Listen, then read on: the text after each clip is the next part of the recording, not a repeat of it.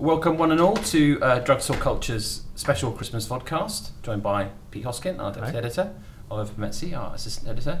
I realise now it's 13 weeks since we went online, and wondering what your memories are, Pete, of that first night when we were putting it all together. If I look slightly shell-shocked and have a 1,000-yard stare, it's probably because that first night was interesting. Yeah. You and I were up all night. I think it's fair to say, and then some. Yeah, making sure that website went live. Yeah. So my memories of that time. I was going to say I was going to say they're not very good, but actually they sort of are. Yes. Weirdly, there's something enjoyable about panicking at 3 a.m. and eating dodgy takeaways and just trying to get something done. I think it feels like journalism. It certainly was. And Olive, I mean, now what are you thinking all these weeks on?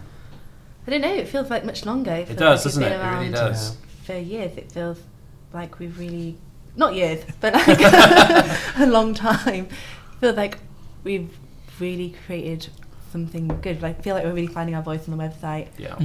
We know what we're about. Other people know what we're about now as well, which is really exciting. And as a team, we're all big gang. No, it is a gang, and I think there is an energy there. And I think it's also been a really interesting year. And it'd be lovely not to talk about Brexit if we can. You just talked about it. Mention it once and never again. Because I think that it's been an extraordinary year. All sorts of things have gone on. And it's interesting to look back on 2018 and all the various cultural highlights. It's very hard to pick them out. But I think one for me was Julius Caesar at the Bridge Theatre, which we're very close to and have partnered with on various things, which was this amazing immersive performance where half of the audience were actually on what amounted to the stage, like the Roman Forum.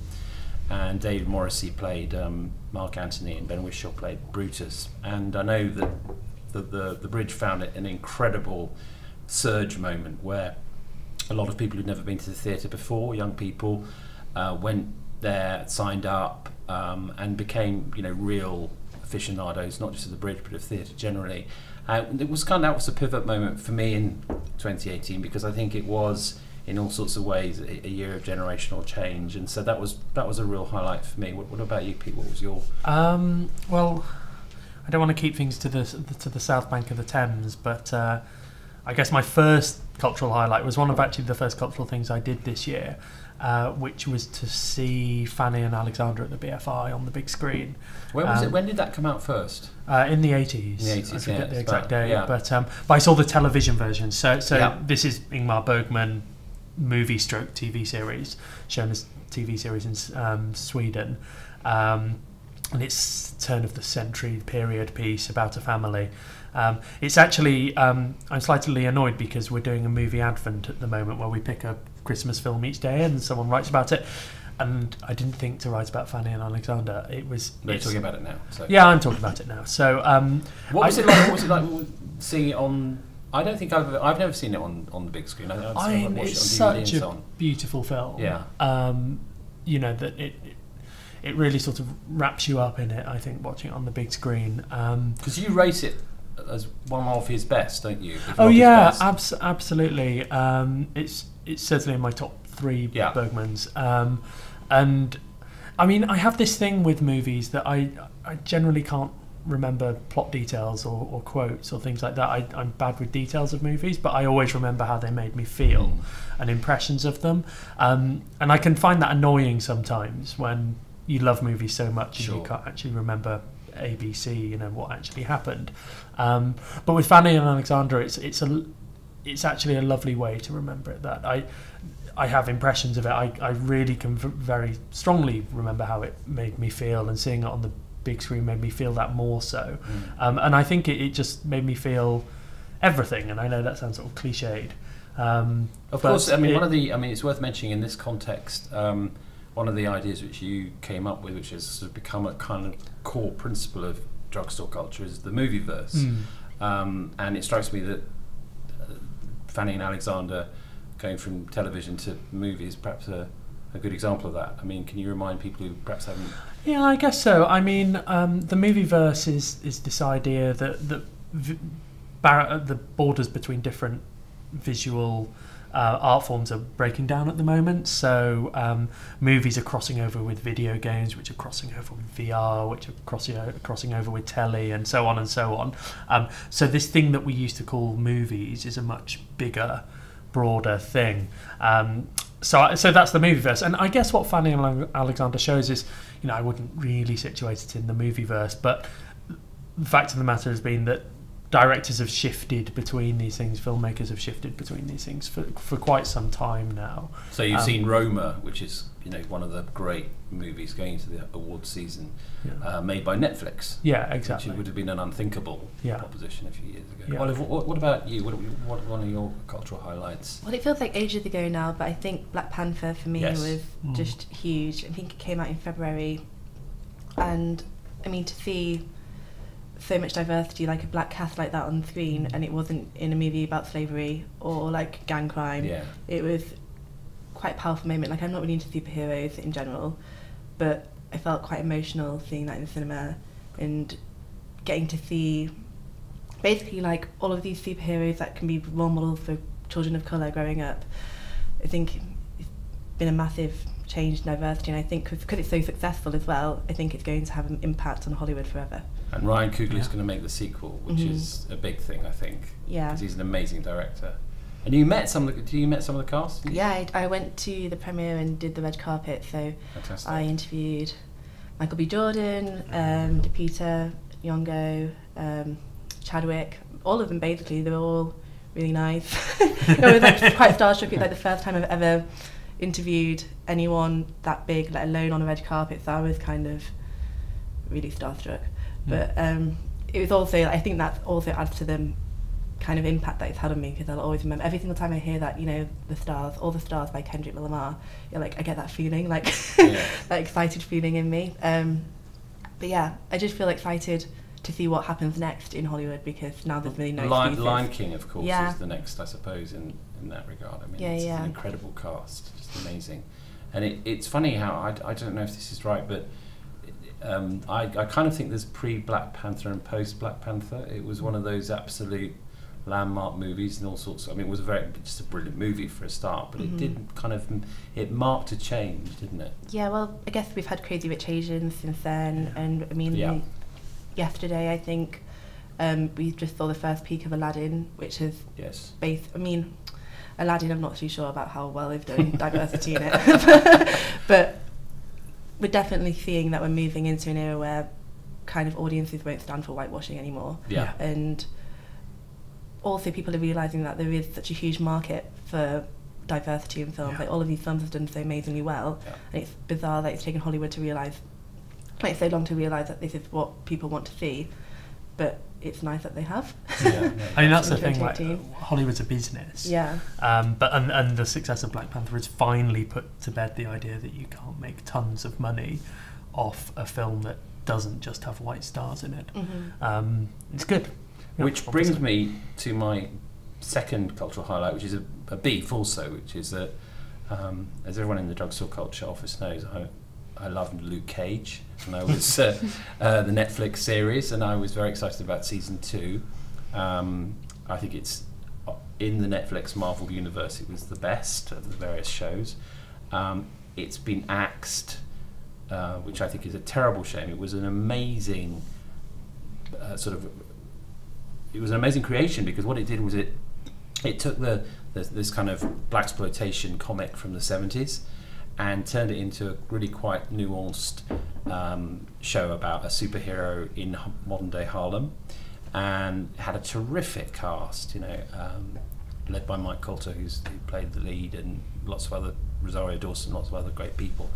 And it was doing pretty well, but for all sorts of reasons, Netflix have kind of pulled back on that, and they've axed that. They've axed Iron Fist, they've axed Daredevil. So we're left with the mainstream Marvel cinematic universe on the big screen, but that really interesting, gritty televisual side is now really being pulled back to just a couple of shows, and I think it's a great shame, because it's Netflix is fascinating to me because it's become so much the centre of culture in all sorts of ways, and it's had some amazing successes like The Crown and so on, and now Roma. But one of the things about it is that it's extremely ruthless. It's more ruthless even than the networks in some regards, which is just it just kills things. It obviously uses these shows as membership drivers, and if it has any doubts about them, it just stops.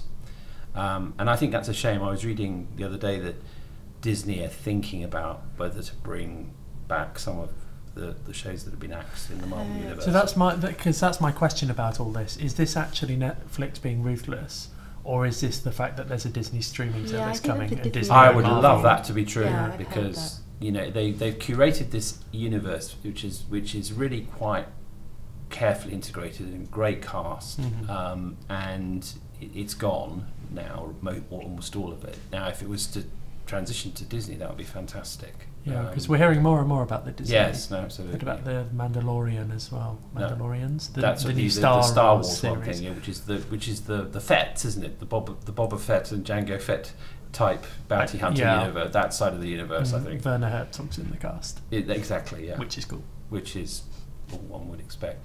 Right, so that was my second my gripe stroke highlight. Pete, what about you?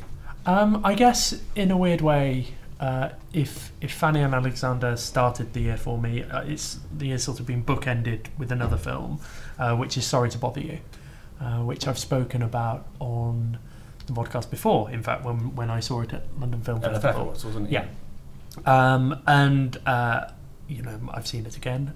My views have not changed. I think it's a masterpiece. And it also reminds me, like my specialist subject is the films of Lindsay Anderson. Sorry to Bother You reminds me very much of my favourite Lindsay Anderson movie, which is Oh Lucky Man. Why so? I mean, what's the basic setup? The parallels are actually very close. So the basic setup in both movies is that man takes menial job, for want of a better term. In Oh Lucky Man, Markham McDowell's a coffee salesman.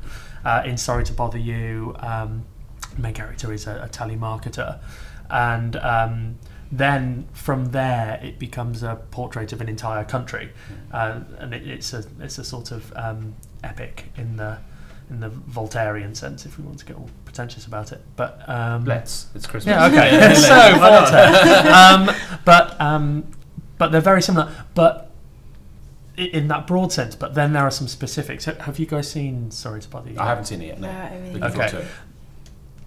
The sort of twist at the end which has not gonna reveal. An exact parallel with Oh Lucky Man. Right. And I don't think. I mean, consciously. I mean, are you aware of that? I'm do we not. Know he was... I've done as much reading as possible, and as far as I can tell, it's not. This has come from Boots Riley and various people around him. I don't think it's a homage, but I'd love to find out. Yeah. The parallels are very strangely, Is close. there any awards buzz around it? I think so. Yeah. Yeah. Because it sounds, from what you've said about it, having seen it twice now, as if it certainly ought to be in that sort of range. Oh yeah, absolutely. Yeah. I guess it's a fairly radical movie. Yes. I was going to say it's radical in its politics. I think its politics are good and liberal and sort of anti-corporate and things like that, which are, I guess, is relatively standard in a way. But I think there's a lot about it that is jarring in a good way. It's not what you normally go and see at the cinema. So it depends on how open awards judges are to that, I guess. Olive, another cultural highlight. Okay, I'm going to carry on my public obsession with Ariana Grande. Excellent. And just say Ariana Grande in general. Just as a general proposition. Just as a general person who's been in the world in 2018. She released her first single since she finished her Dangerous Woman tour early this year, which was No Tears Left to Cry. And then she released her album Sweetener, which was great. It had like collabs with Pharrell and Missy Elliott on it. And then now she's just releasing more music because she just doesn't stop making music ever. And she's got to #1 for the first time. She looks like she's going to be Christmas #1. But obviously she's had quite a tough time.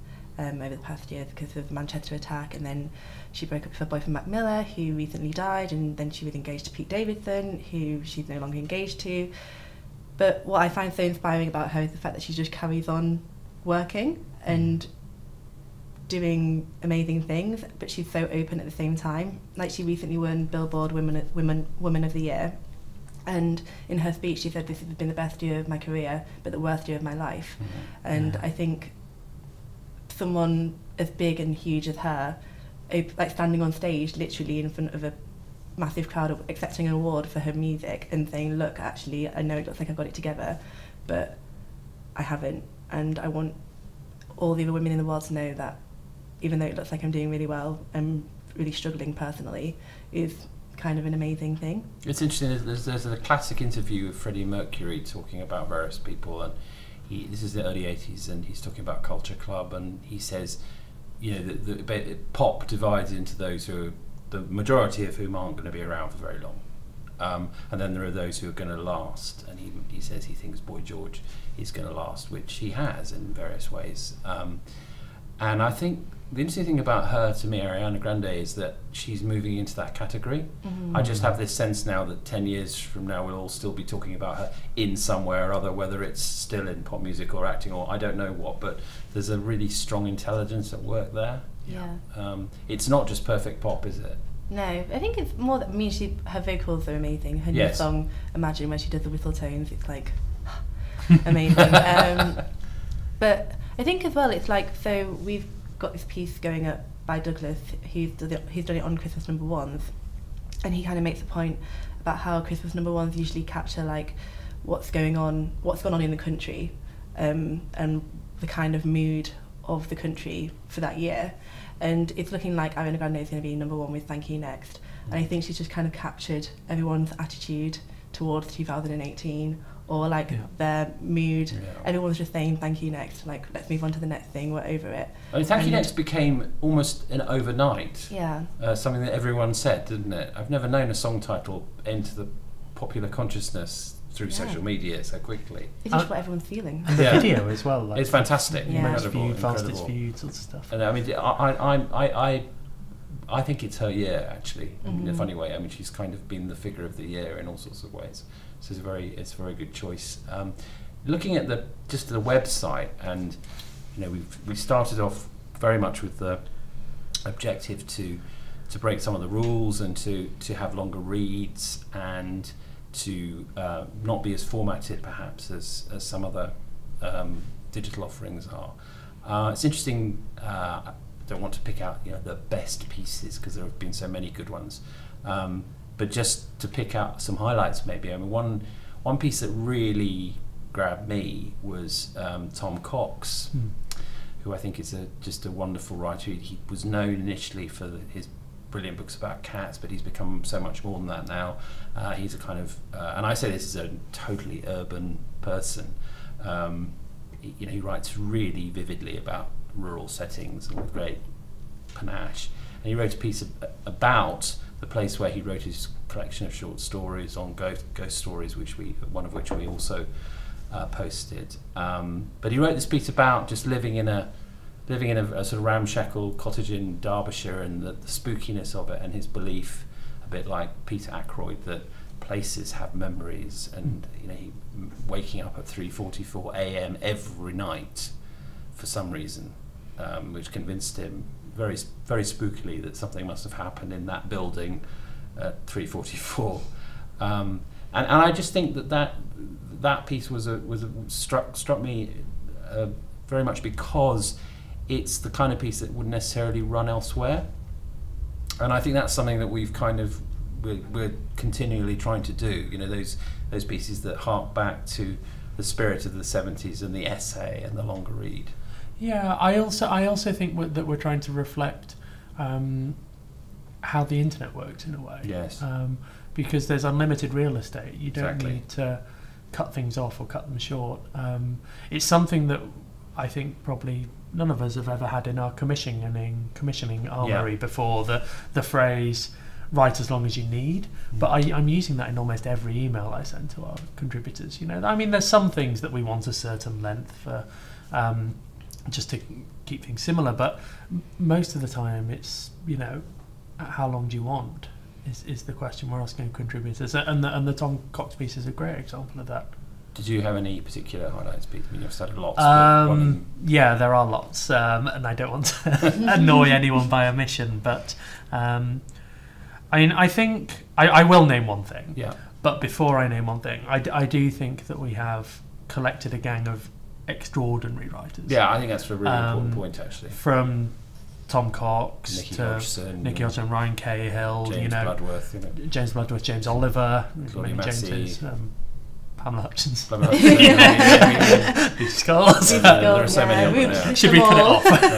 Let's stop there. Yeah. But because I think that's the best thing we've achieved. Yes. As for pieces that have stood out to me recently, I think one has stood out to me because it's good, but also because of the circumstances around it, in that a lot of the work I did on it, commissioning it, I did whilst I was ill. I was off work for a little bit, for a few weeks, but this was a bit of work I did whilst I was at home, and it was an absolute pleasure, and that was Andy Miller's piece on box sets. And it also, I mean, Andy's a sort of hero of mine. He's a great critic, great writer. He wrote A Year of Reading Dangerously, about him encountering the great classic novels, and that's a lovely book. And he also co-presents a very, very good podcast for Unbound, called Backlisted, which is a great books podcast. We're big fans of Unbound. Yeah, in general. And Unbound published Tom Cox. Yeah. So there are threads.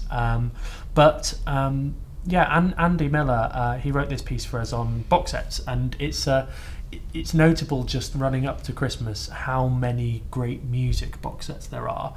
These Titanic releases of the Beatles' White Album, which was one of the things I enjoyed most this year.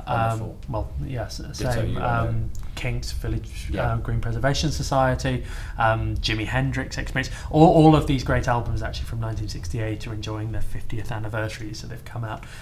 Bob Dylan latest bootleg collection, awfully called More Blood, More Tracks, which is a really bad title for a corniest really thing, good thing ever attached to Bob Dylan. But it's these music sets that are very, very nerdy, and they have 1,000 takes of the same song, and they have the demos and all of this, and it is actually a joy to put on headphones and listen to them if you're of a certain persuasion. So Andy's piece was about, I guess, being of that certain persuasion, and he looks back on perhaps when these albums or records first came out, and appreciating them now in these massive box sets with many discs, and the difference between that. And like I say, it just struck a chord as well, because all of these box sets are on my own wish list if I haven't got them already. I would say Andy Miller's piece on box sets. Olive? I'm going to have to say Eleanor Hall's interview with Drill Minister. Because I think what Drill Minister's doing is kind of amazing, and I think it's kind of perfect for drugstore culture. He is the drill artist who created a song using his lyrics were quotes from politicians, so the fact that politicians had tried to ban drill music, and then he was using these really violent quotes to create a song that it sounded like exactly the same as the stuff they were trying to ban. So it kind of showed the hypocrisy of the government in trying to ban this music and trying to blame gang violence on a music genre, when really there are so many other reasons that happens. But I just thought Eleanor's interview was amazing. The fact that she went and met him, and he didn't take off his balaclava at all, and I think she was in Wagamama's, and the staff wouldn't even come up to them because they were so scared. And I just think it was great. It was a great interview. I loved his quote about he said, so Boris Johnson allows to flex his truth, but we're not. And it's exactly right. He just made so many great points about politics, and it's just not where you'd expect those things to come from. And I just thought, I think that's again captures something that we've always talked about, and I think it is proved to be true, which is that really interesting politics at the moment is not to be found in Westminster but elsewhere. it's in activism, it's in culture, it's in music. It's not in the kind of Punch and Judy of the House of Commons. Yeah. And it's, I mean, I have a feeling that there will be another opportunity to look ahead at 2019 in a separate Vodcast. But I think that if one's looking for some optimism, it's better found maybe in culture than in traditional politics. Yeah. I certainly feel that. Do you end the year optimistically? A little bit, maybe. Well, no, actually, I don't. I think, I mean, there are some great things going on. You're right, and the culture is better than what's reflected in Westminster or Washington. But the fact of the matter is, what's happening in Westminster and Washington holds sway at the moment. And with things like Brexit, I think it's utterly dreadful, and we haven't seen it at its worst yet. It's only going to get messier, and that will have a very, very real effect. Will cool things happen? Yeah, they always do. And we're seeing some very exciting things in the realms of music, film, theatre, literature, whatever. But 2018 on the whole has been a sort of grim year. And thank you next.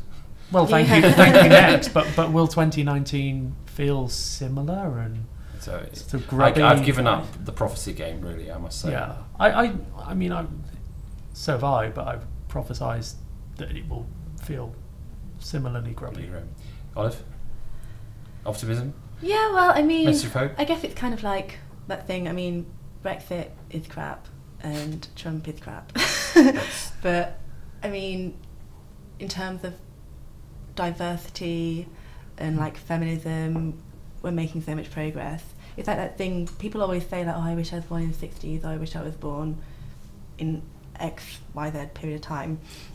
But actually, I think now is probably the best time to be alive for a lot of minority groups and a lot of people who have been overlooked in the past, and it's only going to get better in terms of those kind of movements. Yeah. So whilst Brexit is scary and there's lots of scary things happening in the world, I do think that, especially with the internet, I think that these movements are going to push forward even more, and maybe not in 2019, but further ahead. Yeah, I mean, I'm cool. I'm old enough to remember the late 70s, and Pete Shelley of Buzzcocks died the other day, and it did remind me of how at the end of the 70s there was this sense of it was a very difficult time. It really was. There were some symmetries with what's going on now, but it did have this amazing mobilising effect on culture.